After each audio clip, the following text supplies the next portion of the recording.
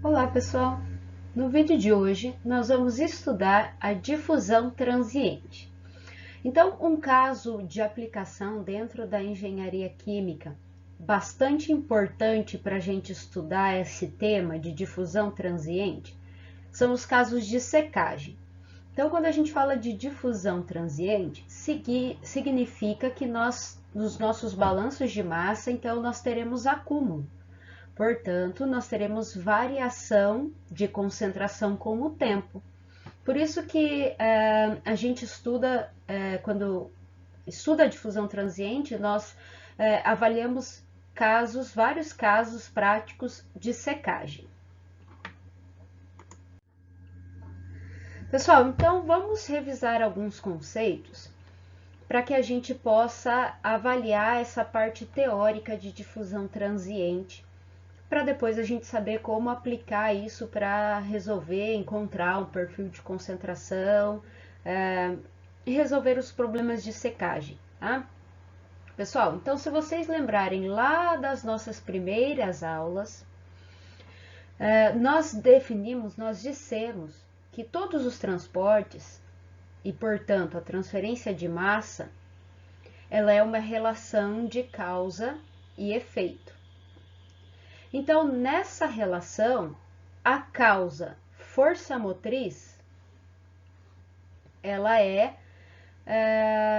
provoca um efeito.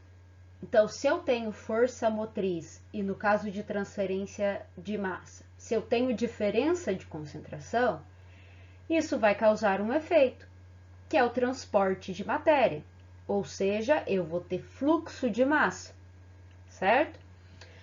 Pessoal, e, na verdade, dentro dessa relação efeito e causa, para que um transporte aconteça, vai depender muito do meio, né? O meio em que o transporte vai ocorrer vai dizer muito sobre o fenômeno de transporte. Então, pessoal, sempre nesse meio vai existir uma resistência ao fenômeno que provoca o transporte. Então, por exemplo, nos nossos casos de difusão, o nosso meio está parado, estagnado, correto? Então, pessoal, nós teremos uma resistência para que a difusão ocorra dentro desse meio, certo? Esse meio, as condições do meio vai me dar a resistência ao transporte difusivo de matéria, certo? Isso vai ser muito importante para os próximos passos que a gente vai dar. Então, por exemplo, se eu pegar o fluxo difusivo a gente pode calcular pela lei que governa a difusão, que é a lei de Fick, certo? Então, se eu tiver uma superfície sólida que eu quero secar, por exemplo, eu quero secar uma maçã, quero remover a umidade da maçã para produzir maçã desidratada, por exemplo. Então, eu vou ter a difusão, a água vai sair primeiro, vai precisar se difundir dentro da maçã, certo? Portanto, eu vou ter um D efetivo vezes o gradiente de concentração.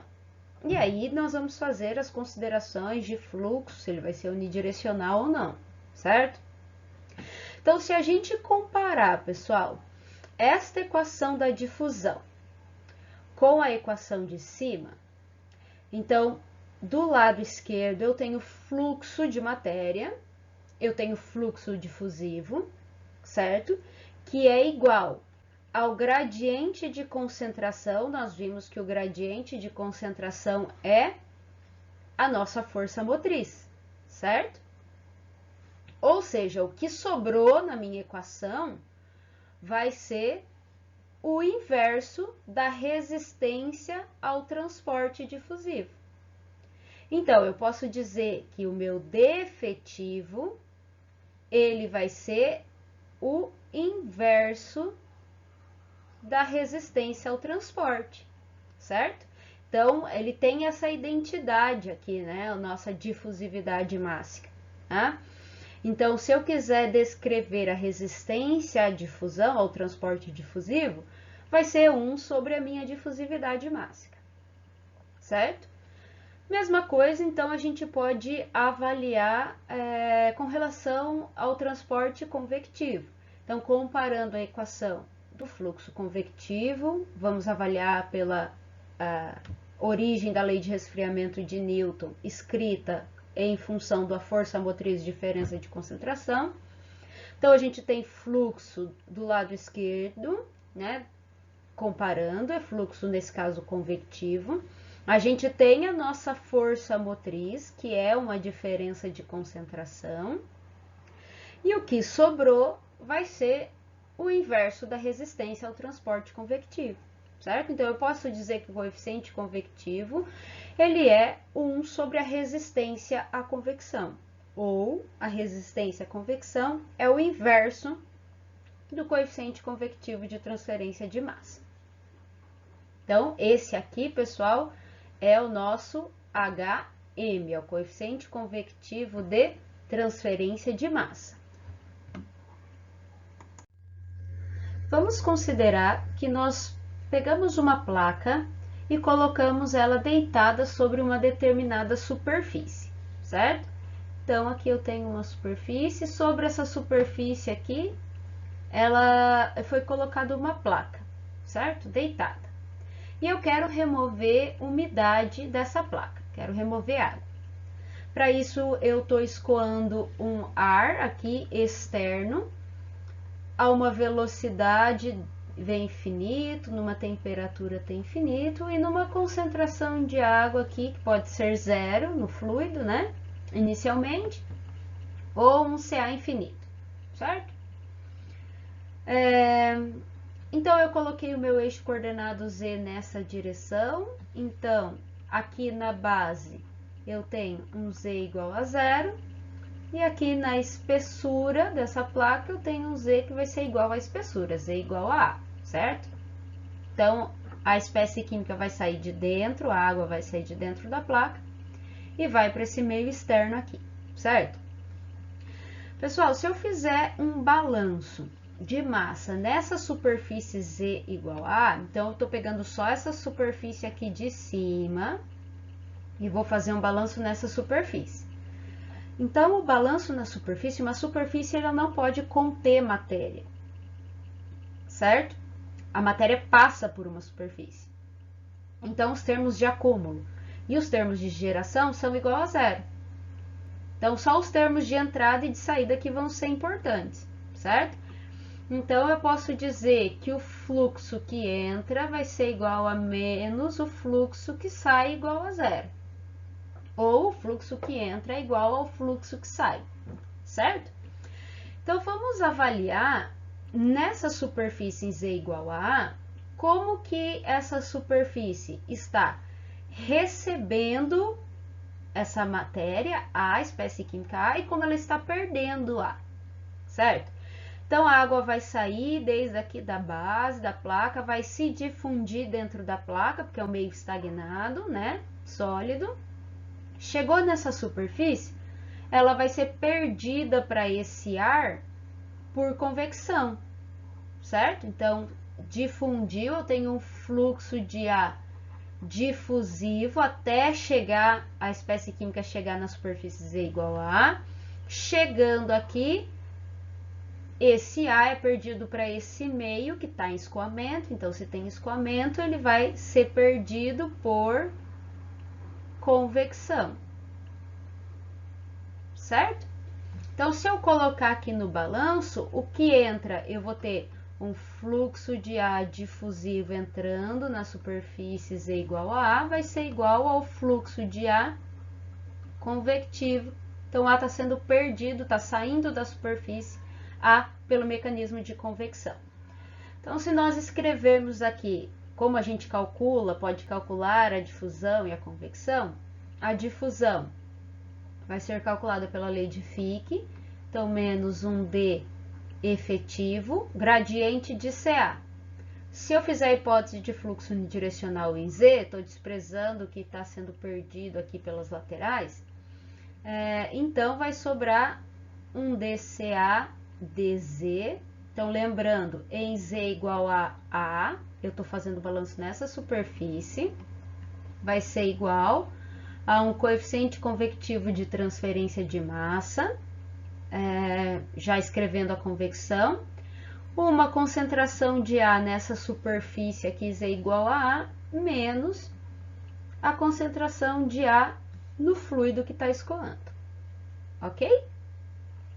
Pessoal, se eu fizer integrar esse dCA, dZ aqui e aplicar Z igual a, basicamente eu vou ter um ΔCA aqui, uma diferença de concentração por um ΔZ, né?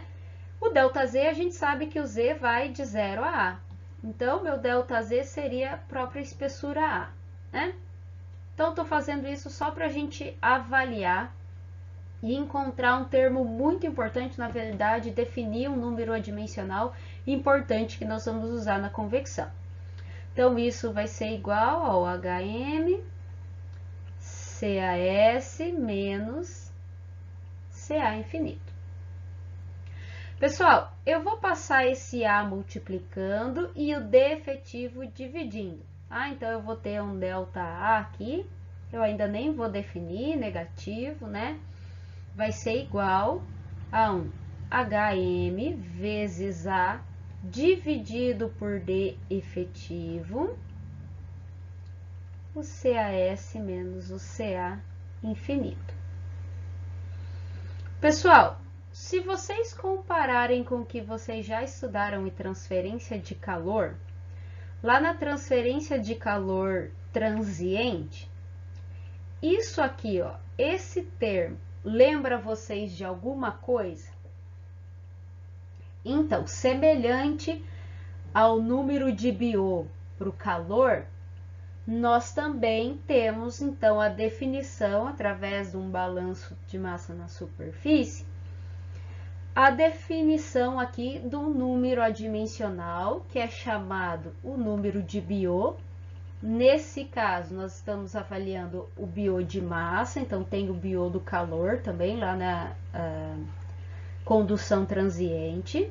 Ele é igual ao coeficiente convectivo de transferência de massa vezes uma determinada espessura, dividido pelo D efetivo, certo? Então, nós fizemos essa análise para a gente chegar aqui nessa equação para o número de Biot, porque nós vamos trabalhar com ele daqui para frente, entendendo aí o que ele significa. Então, lembrando que nós vamos correlacionar o que nós vimos anteriormente, né? Então, a resistência ao transporte difusivo é o inverso do coeficiente de difusão. E a resistência convectiva é o inverso do coeficiente convectivo de transferência de massa. Então, vamos lembrar disso e vamos seguir. Pessoal, então, vamos considerar nesse exemplo que nós falamos da maçã, né? Nós queremos produzir uma maçã desidratada e o nosso objetivo é secar, então, remover a umidade dessa maçã. Pessoal, então, como nós já falamos, primeiramente a umidade, ela vai ter que sair de dentro da maçã até a superfície e depois sair da superfície, para de fato a gente remover a umidade. Então, pessoal, dentro da maçã eu tenho um meio difusivo. O transporte de matéria dentro da maçã vai acontecer por difusão, certo? Então, dentro do nosso objeto de estudo, o meio vai ser difusivo e estagnado. Por isso que a gente diz que nós vamos estudar a difusão transiente, né? Porque a difusão transiente é a difusão que ocorre no meio em que a gente está estudando e o meio, a maçã, ele está estagnado, né? Então, vai acontecer a difusão. E, pessoal, nós podemos secar essa maçã de duas formas, certo? Ou a gente pega essa maçã e coloca ela num meio, né? Agora, o meio externo à maçã, tá? A gente pode colocar ela num ambiente estagnado, em que eu tenho ar parado, por exemplo, e esperar que a umidade saia desse material, dessa maçã, por diferença de temperatura, enfim, né? E esperar, então, que saia a umidade para esse meio externo estagnado, ou seja, o meio externo, ele não vai ter convecção, ele está parado, certo? Ou eu posso secar essa maçã, dentro eu tenho meu meio difusivo, e externamente a essa maçã, eu posso secar ela em um ambiente em que eu estou forçando a circulação de ar, certo? Por exemplo, numa estufa de circulação forçada, certo? Então, além da diferença de temperatura, né? Eu também vou forçar a passagem de ar através da superfície dessa maçã, certo? Então, eu posso colocar essa maçã no meio externo com convecção, ok? Então, nós vamos avaliar esses dois casos. Lembrando que internamente, pessoal, dentro da maçã, o meu meio é difusivo, certo? Portanto, eu vou ter o meu fluxo de difusão interno. Perceba que esse meio externo está nos falando sobre condições de contorno, o que acontece externamente ao meu objeto de estudo, certo? Pessoal, então, avaliando que num dos casos que a gente avaliou, eu não tenho convecção no meio externo, certo? Então, nós vamos dizer, nesse caso, quando isso acontecer, quando não houver convecção no meio externo, nós vamos dizer que a difusão, então eu vou ter uma difusão transiente com resistência externa desprezível. Por que isso, pessoal? Não é simplesmente porque eu não tenho convecção. Então, vamos avaliar. Se eu não tenho convecção no meio externo, vocês concordam que o transporte mais efetivo, ou seja, que nós vamos considerar que vai acontecer com maior profundidade, vai ser a difusão interna, certo? E, portanto, essa difusão externa vai ser o mecanismo mais importante, certo?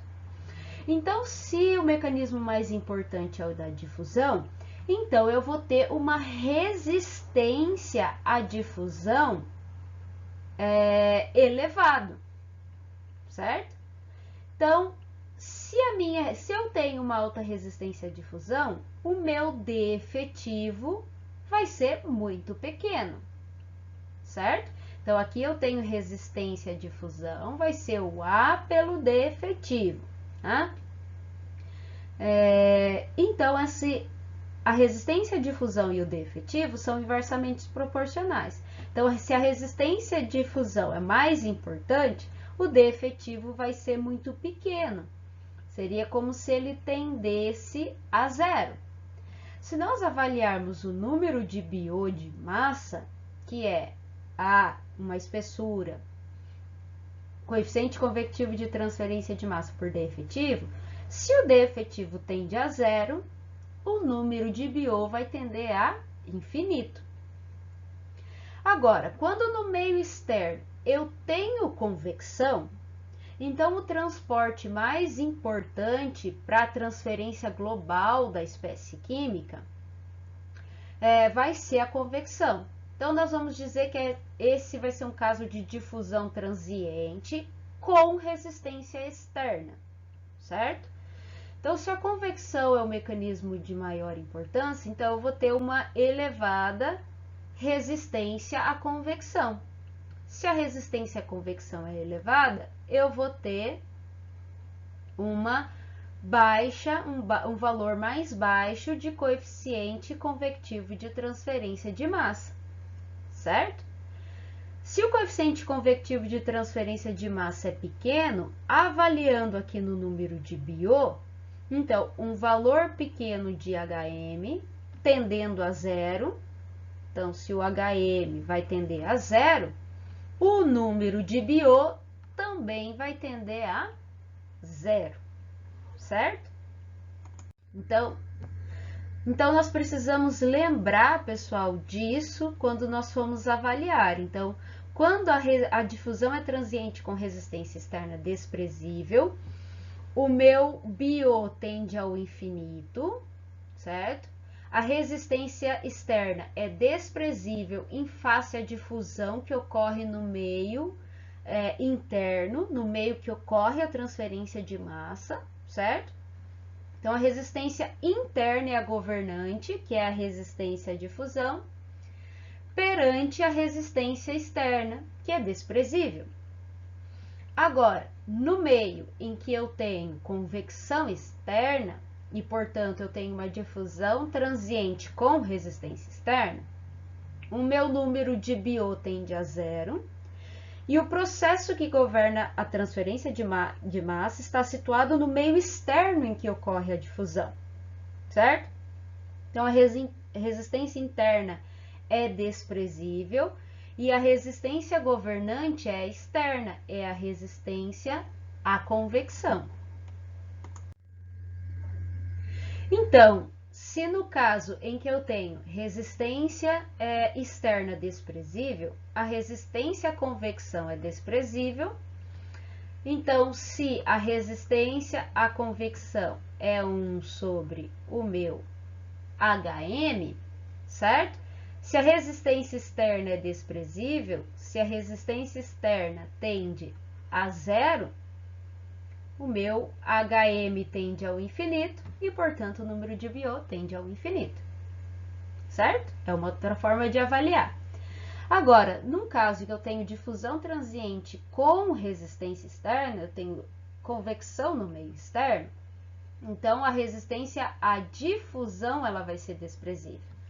Então, lembra, a resistência à difusão vai ser a espessura A pelo o D efetivo. Então, se a resistência à difusão tende a zero, o meu D efetivo tende a infinito. Se o D efetivo tende ao infinito, o número de BO tende a zero, certo? Então, é importante fazer essa avaliação, entender os dois casos que nós vamos estudar de difusão transiente, com resistência externa desprezível e com resistência externa governante, certo? E interpretar nos dois casos essa tendência aqui do número de BO. A gente costuma dizer que o número de BO de massa acima de 50 já é o número de BO que a gente pode dizer que está tendendo ao infinito, certo? Agora, então, pessoal, nós vamos estudando a difusão transiente, nós vamos em busca agora de como encontrar o perfil de concentração em um caso em que eu tenho a difusão transiente.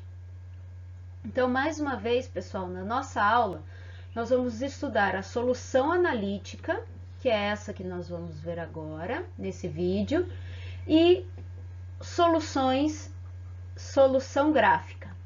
Tá? Esse também nós vamos trabalhar aqui na nossa disciplina, certo? Também posso usar o método numérico para resolver essa EDO, tá? Mas aqui na nossa aula, então, nós vamos trabalhar primeiro com a solução analítica nesse vídeo, depois com a solução gráfica, certo? Pessoal, então vamos imaginar essa placa. Diferente lá do que nós falamos no começo da aula, essa placa ela está de pé, né? Como a gente pode ver aqui.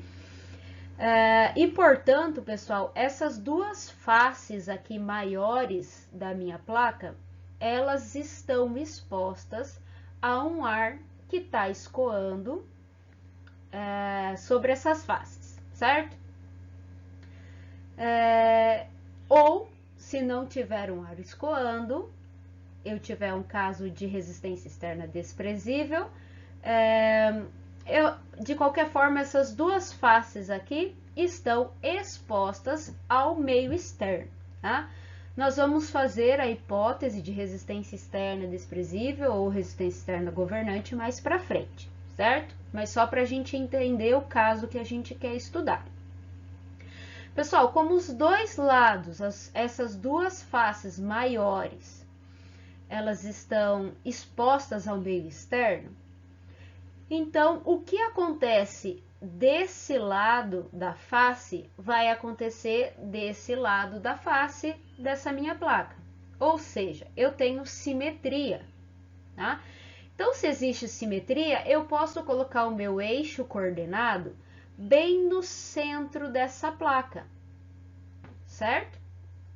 E resolver, se eu resolver metade dessa placa, eu sei que o que acontece nessa metade vai acontecer nessa metade também.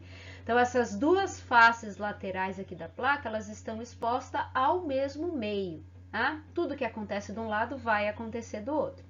Então, por isso eu coloquei aqui o meu eixo coordenado Z no meio da placa. A espessura total da placa é 2A, então metade da espessura é A. O comprimento é L e essa outra terceira dimensão aqui eu tô chamando que é W, certo? Pessoal, se eu desprezar a transferência de massa aqui que acontece nessa direção aqui perpendicular a essa face de cima, a face de baixo está isolada, né? Se eu desprezar o que acontece nessa face aqui da frente e na face lá de trás, eu estou forçando o meu fluxo unidirecional nessa direção Z. Por que eu estou fazendo isso? Porque eu estou considerando inicialmente uma placa infinita. Ou seja, eu estou dizendo que a dimensão L, ela é muito maior que a espessura 2A, certo? E a espessura W aqui, ela vai ser muito maior que a espessura A. O que eu quero dizer com isso, pessoal? Eu quero dizer que essas duas faces laterais aqui da minha placa, elas têm uma área muito maior do que qualquer outra área dessa minha placa. Então, a transferência de massa, preferencialmente, ocorre na perpendicular à maior área, certo? Isso é considerar uma placa infinita. Então, o meu domínio, onde vai ocorrer a transferência de massa, pessoal, então vai de menos A até A. Então, eu coloquei essas dimensões porque toda a espessura é 2A. Mas aqui o meu eixo coordenado está no centro, certo?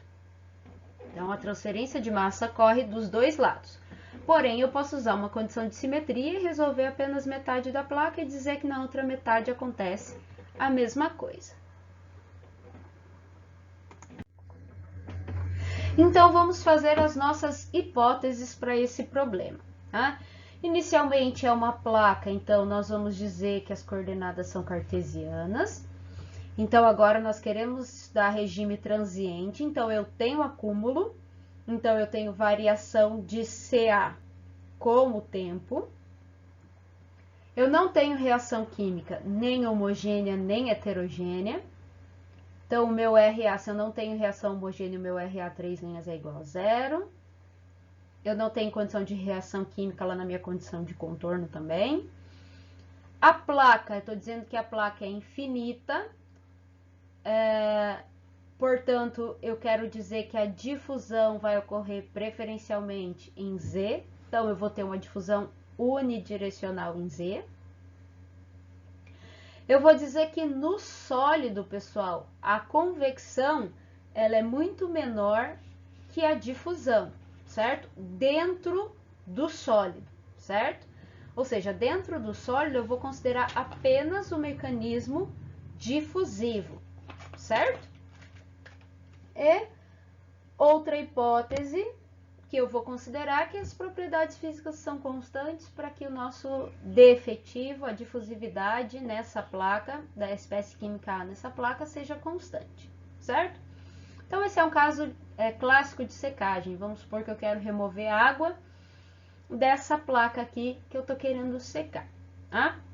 Então, pessoal, para eu começar a achar o meu perfil de concentração, primeiro, avaliando essas hipóteses, nós observamos que a concentração de A ela vai ser função da dimensão Z e função do tempo. Então, lá mais para frente, quantas condições de contorno eu vou ter que oferecer? duas para Z e uma condição inicial para o tempo, certo? Ok, pessoal, então aplicando as nossas hipóteses nas condições na equação da conservação em coordenadas cartesianas, em termos molares, eu não tenho reação química homogênea, então RA 3' é zero. Eu tenho acúmulo, então eu vou ter o termo de variação de CA com o tempo. E então vamos abrir esse divergente do fluxo pela hipótese 5 de placa infinita ou fluxo unidirecional, apenas fluxo na direção Z. Então, simplificando a equação da conservação, nós temos que dCA dt mais dNA dZ, esse NA é na direção Z, né? É igual a zero. Então, essa é a nossa equaçãozinha 1. Próxima etapa, então, é abrir a equação do fluxo para a gente substituir na equação 1. Então, a equação geral do fluxo foi posta aqui. Nós fizemos uma hipótese 6, é que a convecção é muito menor que a difusão dentro do sólido.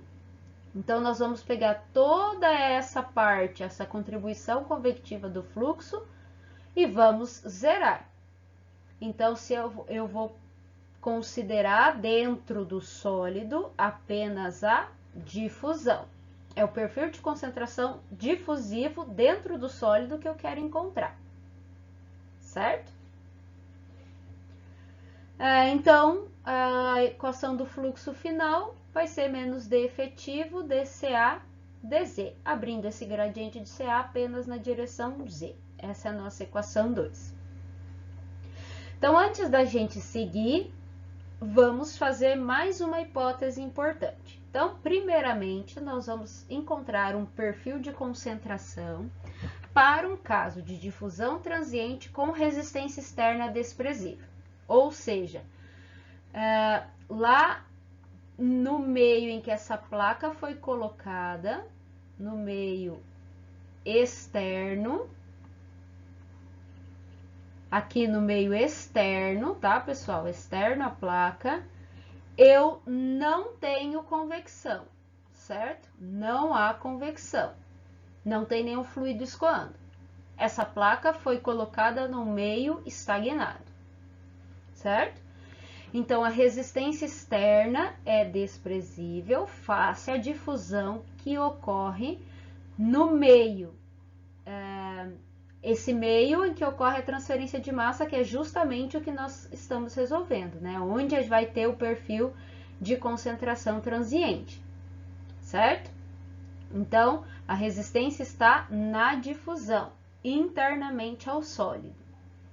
Então, a gente pode dizer que, nesse caso, a minha resistência externa é desprezível, então tende a zero, a resistência externa, tá aqui, a resistência externa tende a zero, e, portanto, se a resistência externa, que é a de convecção, tende a zero, o meu H de massa tende a infinito, fazendo com que, então, o número de Biot, lembra lá, o Biot de massa é o A, vezes o HM dividido por D efetivo, certo? Então, se o H de massa tende ao infinito, o número de Biot também tende ao infinito. Certo, pessoal? Então, tá aqui a nossa hipótese. O nosso perfil que nós vamos resolver agora vai ser válido para resistência externa desprezível. Então, substituindo a equação do fluxo, lá na minha equação da conservação, tá aqui, esse é o meu fluxo de A na direção Z, né? Se as propriedades físicas são constantes, eu posso tirar esse D efetivo de dentro dessa derivada, sobrando essa nossa equação 3. Bom, antes da gente continuar, pessoal, porque agora nós vamos ter que integrar essa equação diferencial para aplicar as condições de contorno. Então, vamos descrever as condições de contorno válidas para esse problema. Então, tá aqui a placa, eu não tenho nem nada escoando aqui externamente a placa, só tenho a transferência de massa, então, saindo do centro até o meio externo, certo? Pessoal, então, as nossas condições de contorno, como aqui nesse caso nós temos uma condição de simetria, que a gente já falou anteriormente, o nosso Z igual a zero está aqui no centro da placa, então nós vamos colocar as nossas condições de contorno do centro até o meio externo, certo? E resolver um lado da placa, porque a mesma coisa vai acontecer do outro lado da placa. Eu vou ter o mesmo perfil do outro lado da placa, certo? Ou seja, a espécie química ela vai sair aqui do centro para fora. E a mesma coisa vai acontecer para o outro lado, certo? A direção negativa aí de Z, ok? Então, a condição inicial, que é aquela condição para o tempo, nós vamos dizer que quando o tempo é igual a zero para qualquer Z, a concentração de A vai ser igual a uma concentração de A zero. Eu conheço qual é a concentração de A dentro aqui do sólido, a concentração inicial, tá? A umidade inicial, por exemplo.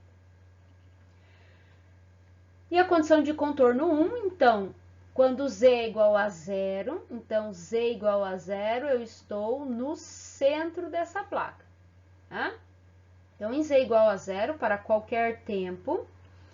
Pessoal, eu não sei qual é a concentração para qualquer tempo aqui no Z igual a zero. Eu sei no tempo zero, mas para qualquer tempo eu não sei. O que eu sei é que a espécie química sai do centro para o meio externo, certo? Como a gente já falou aqui. Então, pessoal, a espécie química, o fluxo da espécie química, ele não vai cruzar o Z igual a zero para nenhuma direção. Ele sai do centro para fora. Ele sai do centro para fora.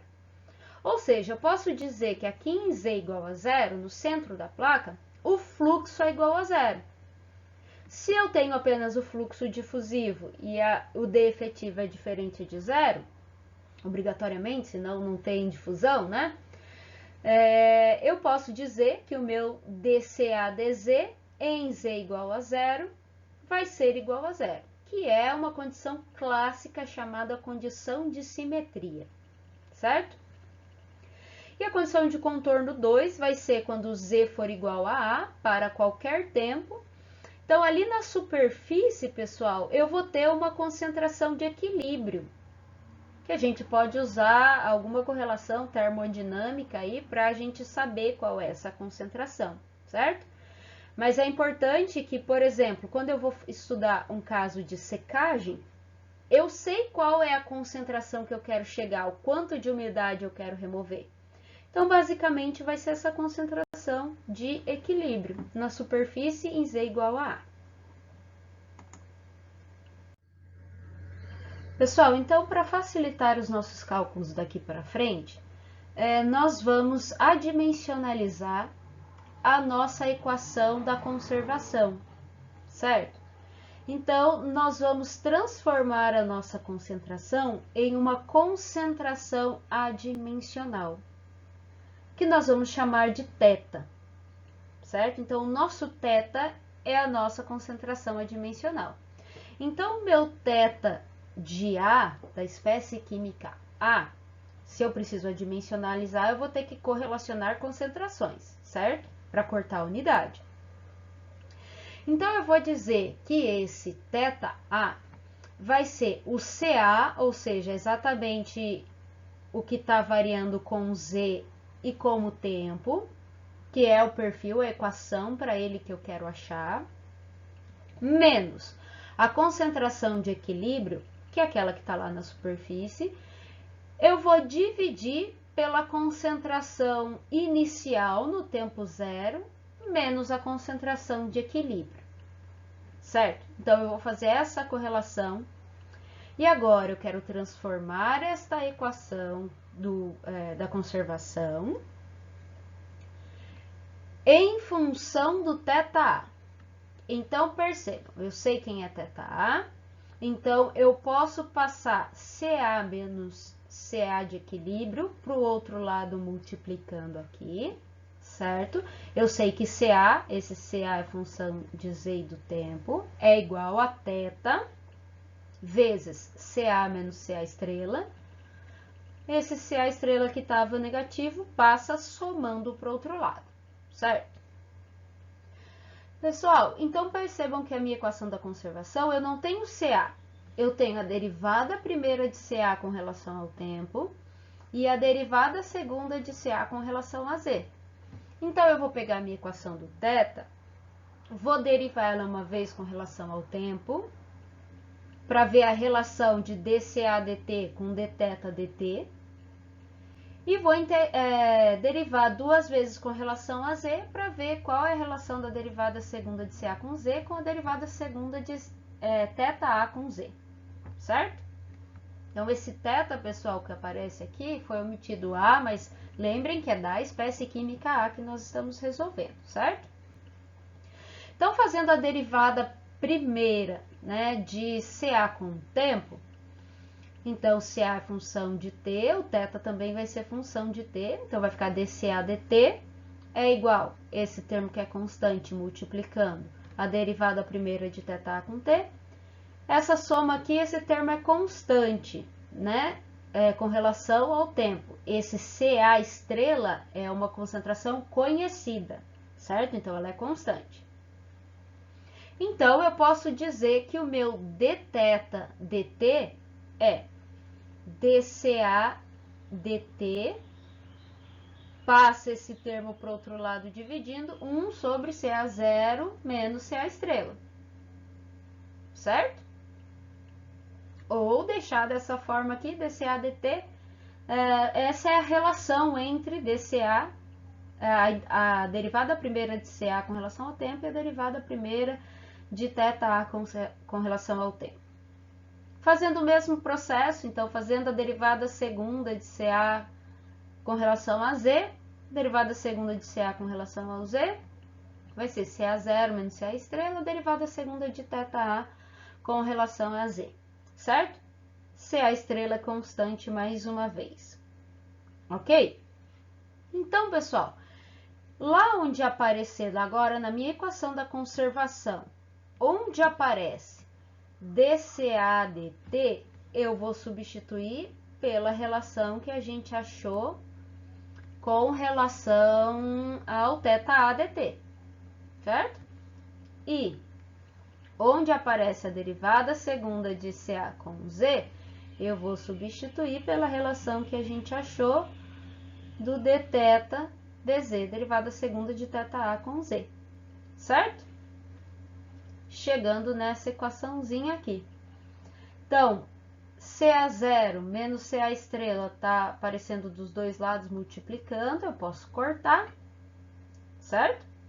Então, eu posso dizer que dθ dt é igual a d efetivo, derivada segunda de θA com relação a Z. Pessoal, então, se eu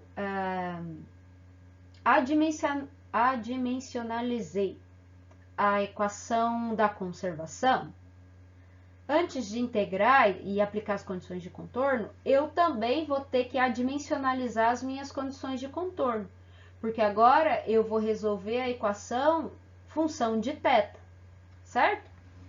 Então, eu só reescrevi aqui como a gente definiu que é o meu θA, tá? Então, se a gente lembrar das nossas condições de contorno, lá que a gente fez em termos de concentração molar, nós dissemos que quando o tempo, a condição inicial, quando o tempo era igual a zero para todo Z, o CA era igual ao CA0.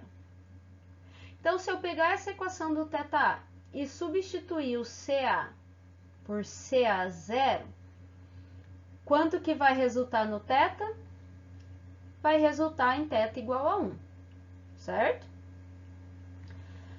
A condição de contorno 1 para o Z, em Z igual a 0 para qualquer tempo, a gente disse que era a derivada primeira de dz, era dCA dz em z igual a zero, isso era igual a zero.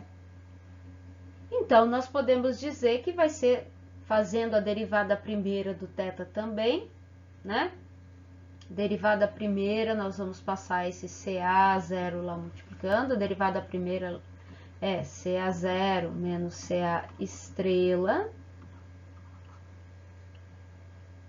de θ dt, certo?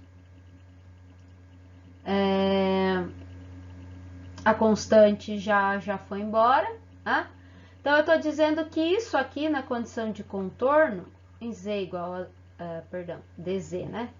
Com relação a z aqui, a derivada, dz. Se eu estou dizendo que isso aqui vai ser igual a zero, eu posso passar esse CA aqui para o outro lado também, e vai resultar, então, que dθ dz em z igual a zero é igual a zero. Condição de simetria. A condição de contorno 2 em z igual a A, nós dissemos que o meu CA, nessa condição de contorno, era igual a um CA estrela. Se eu substituir lá no lugar do CA agora por CA estrela, o meu θ, então CA estrela menos CA estrela, vai ser igual a zero. Então, vai resultar que o meu θ, nessa condição de contorno, vai ser igual a zero. Pessoal, então, o método que nós vamos usar para resolver esta equação aqui, diferencial, vai ser o método da separação das variáveis. Por quê, pessoal? Se nós observarmos essa nossa equação aqui da conservação, ela tem uma parte que é função de z e uma parte que é função de t. Então, eu posso dizer que o θA, que está variando com z e t, vai ser uma função de z vezes uma função de t, certo?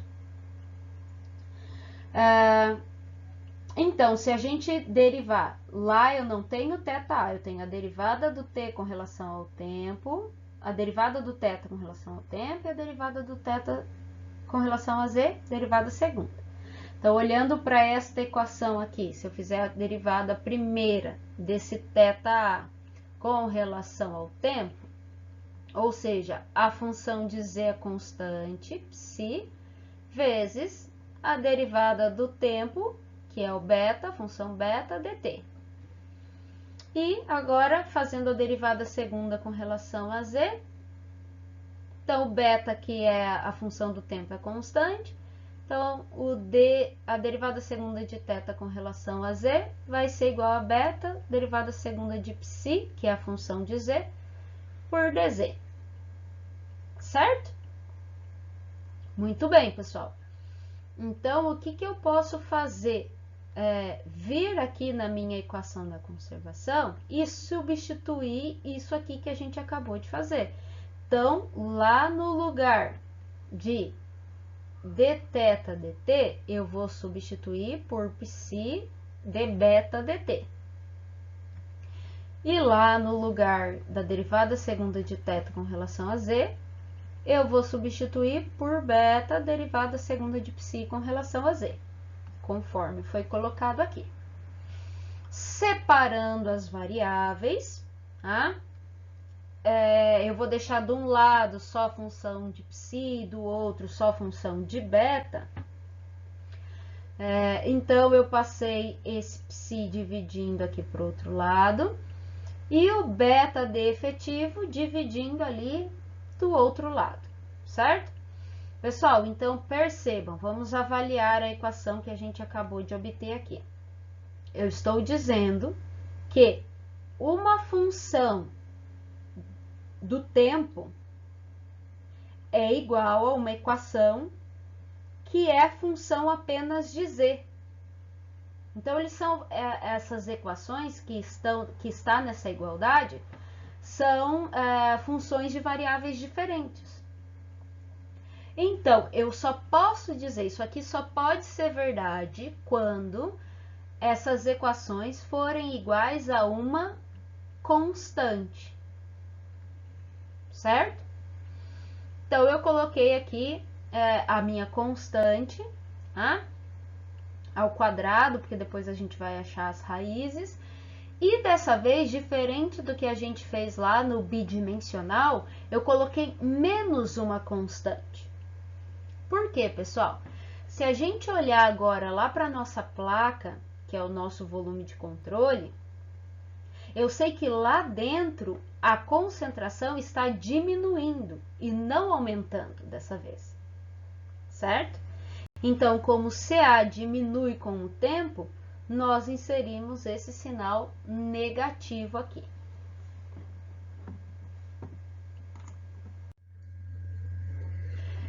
Então, muito bem, pessoal, vamos trabalhar com as funções, então, com a equação função do tempo e com a equação função de psi, certo?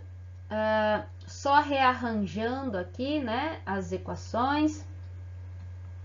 Eu passei o beta de efetivo lá, multiplicando a constante, e depois passei esse termo negativo, positivo, para o lado esquerdo. Passei o φ também multiplicando a constante, e passei o termo negativo também positivo aqui do lado esquerdo da equação, certo? Chegando na equação 5 e na equação 6. Então, para resolver essas equações aqui, pessoal, o procedimento é transformar essas equações numa equação de segundo grau, achar as raízes, trabalhar com as raízes que não envolvem números complexos, certo?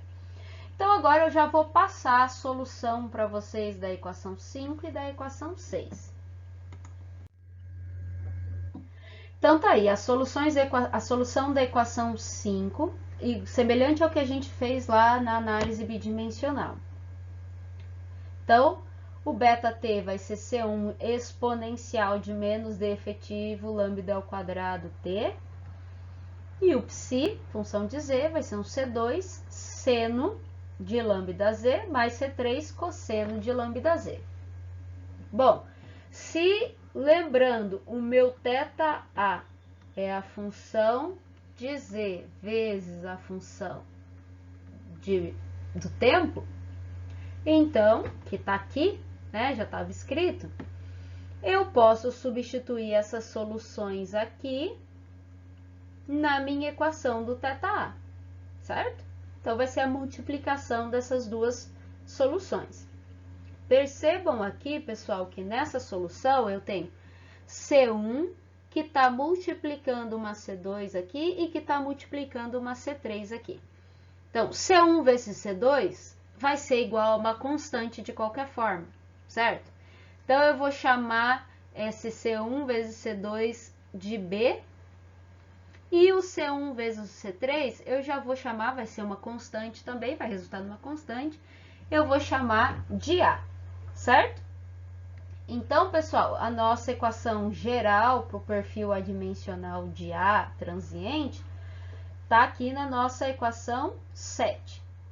Então, agora nós temos que achar essas constantes B e A para terminar o perfil. Para isso, nós vamos aplicar aquelas condições de contorno, né, em função de θ, que nós vimos nos slides aí anteriores. Pessoal, então aplicando as condições de contorno, vamos começar pela condição de contorno 1. Então, a condição de contorno 1 dizia que em z igual a 0, o dθ dz em z igual a 0 é igual a 0. Então, para eu aplicar essa condição de contorno na equação 7, eu vou ter que derivar essa equação, certo? Então, para a gente derivar, então eu vou derivar com relação a z e em seguida aplicar z igual a 0. Então, tá aqui a derivada do seno de x dx é a derivada de x cosseno de x, e a derivada de cosseno de x dx é menos a derivada de x seno de x, para ajudar, certo? Então, aqui o primeiro termo é constante com relação a z. A derivada do seno de lambda z vai ser igual à derivada, se eu chamar lambda z de u, né? Então, vai ser a derivada do que está aqui dentro desse x, né? O u, enfim, vai ser lambda vezes o b, que é a constante cosseno de lambda z, e a derivada do cosseno vai ser menos o seno de lambda z, a derivada do x ali, do lambda z, é lambda, vezes o A, que é a constante, certo? Passei esse lambda aqui para frente, tá? E apliquei aqui, então, z igual a zero, certo? Então, ficou aqui o seno, substituí o z, né, por zero. E igualei essa derivada a zero, que é o que diz a condição de contorno. Pessoal, então, como o cosseno de zero é 1 e o seno de zero é zero, então vai resultar nesta equação, lambda exponencial de menos d efetivo lambda ao quadrado t vezes b igual a zero. Então, vejam bem, vamos avaliar esta equação aqui. Para que essa equação seja verdadeira, ou lambda, ou o exponencial, ou o b tem que ser igual a zero, correto? Vamos avaliar aqui o que aconteceria com o perfil de concentração dimensional se lambda exponencial fosse igual a zero. Olha só, se esse termo é igual a zero, eu vou multiplicar aqui, eu vou ter zero multiplicando o resto do perfil. Ou seja, eu vou dizer que o perfil de concentração é igual a zero. E isso não vale, certo? Senão eu não tenho problema físico. Então, o lambda e o exponencial obrigatoriamente tem que ser diferente de zero. Então, para que esse resultado seja verdadeiro, o b tem que ser igual a zero, certo? Então, substituindo essa condição b igual a zero, lá na minha equação 8, eu vou ter que o meu perfil, perdão, da equação 7, né, que era a equação do perfil, então o b substituindo na equação 7, então o meu perfil adimensional vai resultar, então, no exponencial a cosseno de lambda z. Essa é a nossa equação 9. Aplicando a condição de contorno 2, então, o que dizia a condição de contorno 2? Que quando z é igual a A, o θ é igual a zero. Então, eu vou pegar a equação 9, que a gente obteve no slide anterior, e vou aplicar a condição de contorno 2, certo? Então, substituir o z aqui por A, certo? E o θ, então, igual a zero, ok? Então, eu cheguei em mais uma equação exponencial vezes A, eu cheguei numa equação aqui de exponencial vezes o A vezes o cosseno de lambda igual a zero. Pessoal, então, avaliando a minha equação do perfil, que é essa equação 9, se o A ou se o exponencial fosse igual a zero, ia zerar o meu perfil de concentração de novo, ou seja, não teria problema físico. Então, meu exponencial aqui, o A, tem que ser obrigatoriamente diferente de zero. Então, para que esse resultado da aplicação da condição de contorno seja válido, quem vai ter que ser igual a zero? O cosseno de lambda A. Pessoal, quando o cosseno é igual a zero? Quando eu tenho cosseno de π sobre 2, por exemplo. Certo? Cosseno de π sobre 2 é igual a zero. Então, pessoal, o meu lambda A, que está aqui, o lambda A, tem que ser igual a π sobre 2 para que essa condição seja verdadeira. Ou seja, o meu lambda é igual a π sobre 2A. Certo? Substituindo esse lambda ali no cosseno, π por 2A vezes o A, vou cortar A com A, vou ter cosseno de π sobre 2, e esse cosseno de π sobre 2 é igual a zero.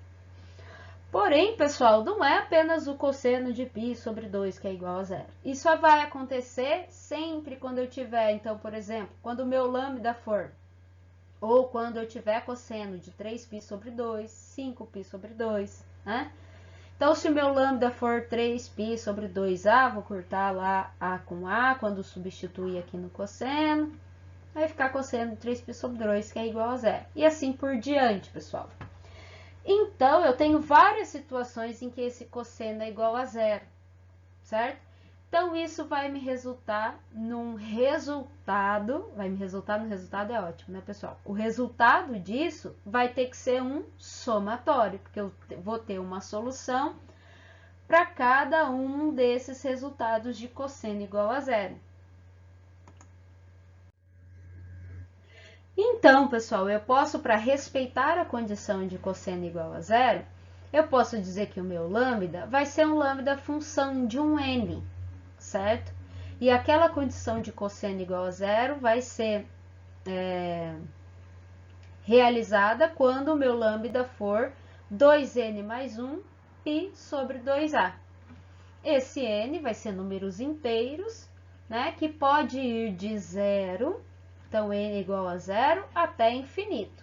Tá? Aqui o n pode ser zero, que aí o cosseno vai representar a condição que a gente encontrou lá no resultado da condição de contorno. Então, se para cada n eu tenho uma solução, meu resultado vai ter que ser colocado num somatório, certo? Então, aqui, lembrando a minha equação 9, tinha essa carinha aqui, então eu vou substituir lá o lambda que eu acabei de encontrar e inserir o somatório. Então, meu perfil vai ser um somatório indo de n igual a zero até infinito. Essa constante eu passei aqui para frente, chamei de uma constante a função de n, que a gente ainda não encontrou, ela também vai ser função desse número n aqui do somatório.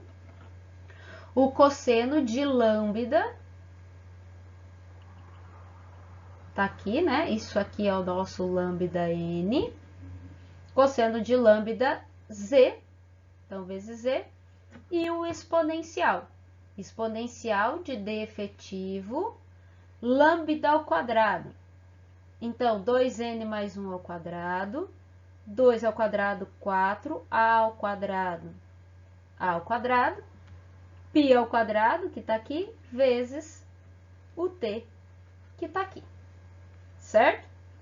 Então, ainda não terminamos o nosso perfil de concentração, porque ainda falta a gente encontrar essa constante AN. Então, percebam que para isso ainda falta uma condição que a gente colocou lá no começo, que é a condição inicial. Então, a gente pode aplicar a nossa condição inicial aqui nesta equação 10. Então, lembrando, a condição inicial era quando o tempo é igual a zero, o θ era igual a 1. Então, substituindo aqui o tempo igual a zero, essa é só reescrever a equação 10. Então, no lugar do tempo, substituir por zero aqui. Então, é zero multiplicando tudo que está aqui no exponencial, que vai resultar exponencial de zero. Exponencial de zero é 1. Todos os outros termos não são função do tempo, né? Então, eu estou dizendo que esse θ aqui vai ser igual a 1. Apliquei a condição de contorno. Muito bem, pessoal, semelhante ao que aconteceu lá no nosso perfil bidimensional, então eu posso usar o conceito de funções ortogonais aqui, tá? Então, esse cosseno, ele respeita o conceito de funções ortogonais. Então, eu posso usar isso para encontrar este AN, tá? Portanto, pessoal, dessa vez o AN, ele vai ser determinado pela série de cosseno de Fourier, certo? Que ele vai resultar nessa série, na verdade, né? Então, basicamente, eu vou encontrar o meu AN por esta equação aqui, né? Lembra lá no bidimensional, a gente também encontrou o AN fazendo uma integral em todo o domínio, né? Então, vai ser 2A, integral de 0 a A, do cosseno de 2n mais 1 por 2A, πz dz, certo? Então, resolvendo essa integral, eu vou pular esses passos que a gente já fez lá no bidimensional, tá? Então, o resultado dessa integral tá aqui. Encontrei o meu AN. Substituindo o AN lá na minha equação 10, que era a última equação do perfil, finalmente eu chego no meu perfil de concentração adimensional, transiente e também unidirecional, tá? Ela tem esse formato aqui, né? Então, para qualquer Z e para qualquer T, eu consigo achar o meu θ. E eu sei que o meu θA vai ser CA, que é a função do Z e do T, menos CA estrela, dividido por CA0 menos CA estrela. Então, eu posso substituir esse θ aqui, tá? E deixar essa equação em função de CA. Ok? Então, lembrando que essa equação é da difusão transiente no meio externo estagnado. Então, com resistência externa desprezível. Pessoal, se vocês observarem a equação que nós acabamos de obter, então, a nossa concentração, ela foi adimensionalizada. Porém, as outras variáveis, não. A variável Z e a variável T não foram adimensionalizadas. Então, comumente a gente trabalha com essa equação com todas essas variáveis adimensionalizadas. Então, para adimensionalizar o comprimento, nós vamos chamar de um comprimento reduzido, em que esse comprimento reduzido, eta, é Z dividido por A, que é a espessura do domínio de cálculo, né? O lambda n a gente já viu, né? Era 2n mais 1 π sobre 2. E para dimensionalizar o tempo, nós vamos trabalhar com mais um número adimensional. Então, trabalhamos com o biot de massa e agora vai aparecer o número adimensional, que é o número de Fourier. Basicamente, é o mesmo número de Fourier que vocês viram lá na condução transiente. Só que agora nós vamos trabalhar com Fourier mássico, certo? Então, o Fourier mássico, ele é o D efetivo, né? Lá no calor vocês tinham a condutividade térmica, a difusividade térmica, né? Então, vai ser o D efetivo vezes o tempo, dividido por Z1 ao quadrado. O que é esse Z1, pessoal? Então, esse Z1 é a distância do início da difusão até a superfície. Não é a espessura da placa. É onde vai iniciar a difusão e onde vai terminar a difusão. Por exemplo, nesse desenho que a gente tem da nossa placa, como a gente colocou, a gente tem condição de simetria, então, o nosso eixo coordenado que a gente colocou aqui no centro. Então, a espécie química, nós falamos isso no início, ela sai do centro, certo? Ela sai aqui do centro e vai até a superfície por difusão. Mesma coisa para o outro lado da placa, né? Então, o caminho que a espécie química vai percorrer no processo difusivo vai ser do centro até a superfície. Essa distância é A, certo? Então, portanto, o Z1 aqui seria A e não a espessura da placa 2A, certo?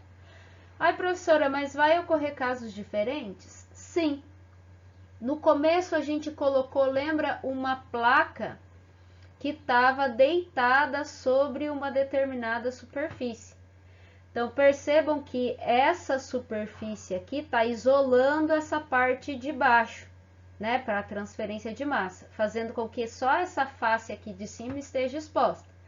Então, nesse caso, o meu Z1, aqui é a distância do início até o final da difusão, vai ser daqui até a superfície.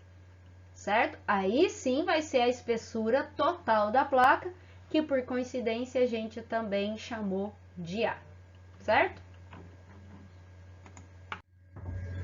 Pessoal, então substituindo todas as nossas variáveis adimensionalizadas na equação que a gente acabou de obter do perfil, O resultado disso vai ser essa equação que está aqui no quadro laranja, que é a equação totalmente adimensionalizada para um caso de resistência externa desprezível, onde eu tenho um θ função desse eta e função do número de Fourier. Esse é o comprimento, o eta é o comprimento reduzido, e o número de Fourier máximo, então, é o tempo adimensionalizado. Substituindo, fazendo essas operações na equação aqui de cima, nós chegamos finalmente no nosso perfil adimensional de A, de um caso de difusão transiente. Pessoal, então o mecanismo para a gente resolver o perfil é esse. Então, basicamente, se a gente agora ir lá e mudar que lá na minha superfície da placa eu tenho convecção, ou seja, a minha resistência externa é diferente de zero, eu vou ter que fazer todo o mesmo procedimento até chegar no perfil de concentração. Então, obviamente, eu não vou trabalhar ele inteiro aqui com vocês, mas nós vamos ressaltar o que tem de diferente entre os dois casos, certo? Então, lembrando, quando eu tenho a resistência externa governante ou diferente de zero, a minha resistência difusiva tende a zero, né? Porque a resistência principal, o processo governante, está no meio externo, que é a convecção, fazendo com que o meu D efetivo tenda ao infinito. E se o D efetivo tende ao infinito, o número de Biot, que é a HM D efetivo, então fazendo com que o número de Biot tenda a zero. A nossa equação da conservação é a mesma, porque são as mesmas hipóteses. O que muda é a condição de contorno, certo?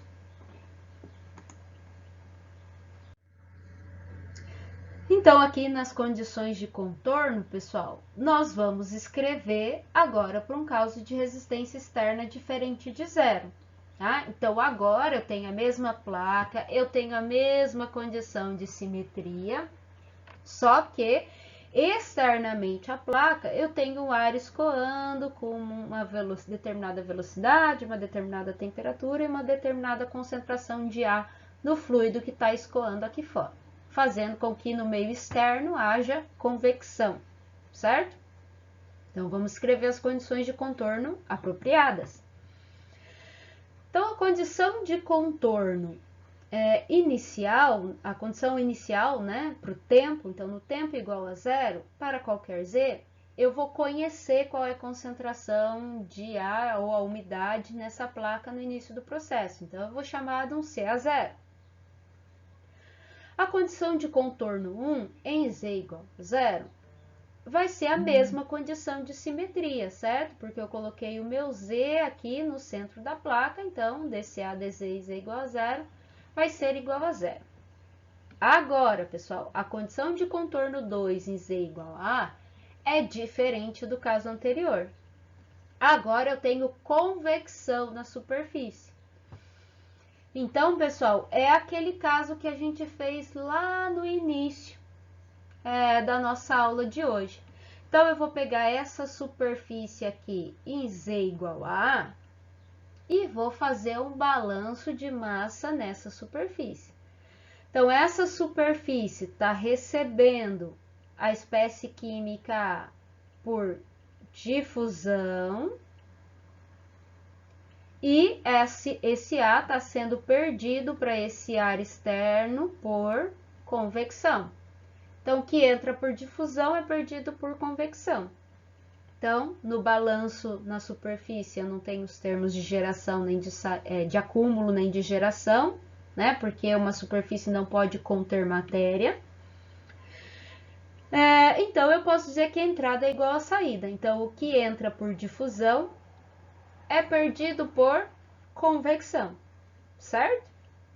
Então, essa é a condição de contorno nova que nós teremos que aplicar lá na equação da conservação para achar as nossas constantes. Da mesma forma, pessoal, que nós adimensionalizamos, né, a nossa equação para facilitar os cálculos, mais uma vez a gente adimensionaliza a equação 3, nós já vimos esse slide, tá? Então, é o mesmo processo de adimensionalização, essa parte é igual. E agora nós vamos adimensionalizar as condições de contorno. Então, pessoal, ali para a condição inicial era igual, né? Então, o θ era igual a 1, porque a gente substituía o CA lá no θ adimensional por CA0. A condição de contorno 1 também z igual a 0 é a mesma, não muda. A dθ dz em z igual a 0 é 0, que é a condição de simetria. O que muda do caso anterior é a condição de contorno 2, certo? Que aí eu vou ter que adimensionalizar aquele balanço na superfície, certo?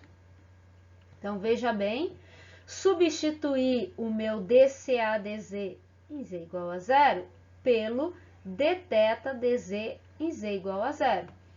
Então, lembra, o θA era o CA menos o CA estrela, CA0 menos o CA estrela. Então, eu tenho que passar esse CA0 menos CA multiplicando. Esse CA estrela passa somando, aí eu faço a derivada de CA com relação a Z e a derivada de θ com relação a Z. Que vai resultar o meu dCA dz em Z igual a vai ser esse resultado que está aqui, certo? Podemos dar uma trabalhadinha com esta equação aqui, pessoal, principalmente se eu passar essa diferença de concentração lá para o outro lado. O que nós vamos ter? Então, ele vai passar dividindo, né? Então, aqui vai vir dividindo CA0 menos CA estrela. E o que é isso aqui, pessoal? Esta relação. Se eu considerar que o meu CA infinito é semelhante ao meu CA estrela, basicamente isso aqui vai ser o meu θA. Que é o que está aqui, certo, pessoal? Então, passei o D efetivo dividindo, passei a minha diferença de concentração aqui. Considerei que o CA infinito é muito parecido com uma concentração de equilíbrio, porque é uma concentração de equilíbrio entre o meio externo e a superfície. Então, eu posso fazer essa condição, né? Que o CA infinito é o CA estrela. Então, isso aqui vai ser o meu próprio θ, certo? Então, eu posso dizer nessa condição de contorno que o dθ dz em z igual a é igual ao menos hm d efetivo θA. Se eu resolver essa derivada aqui, aqui vai sobrar embaixo um ΔZ, que é a própria espessura da placa, que a metade da espessura da placa, né, que é a nossa condição de simetria. E aí resultaria do próprio número de Biot, como a gente já viu. Que tá aqui, né? Então, ao invés de resolver a nossa derivada, eu só multipliquei por A pelos dois lados, que é a mesma coisa, que basicamente é o número de Biot que nós definimos e trabalhamos com ele. Então, o principal significado físico do número de Biot, pessoal, é isso que está aqui. Isso é muito importante. Então, se o número de Biot é o coeficiente convectivo vezes A pelo D efetivo, certo? Então, a gente sabe que a resistência de fusão é o inverso do D efetivo. Então, A por D efetivo é a resistência de fusão. E a resistência à convecção é o inverso do HM, ou seja, tá aqui o inverso do HM, né? Então, o número de Biot ele é muito importante aqui para os nossos casos de transferência de massa, porque ele correlaciona resistências aos transportes. Ele correlaciona a resistência à difusão no sólido com a resistência à convecção externa, certo?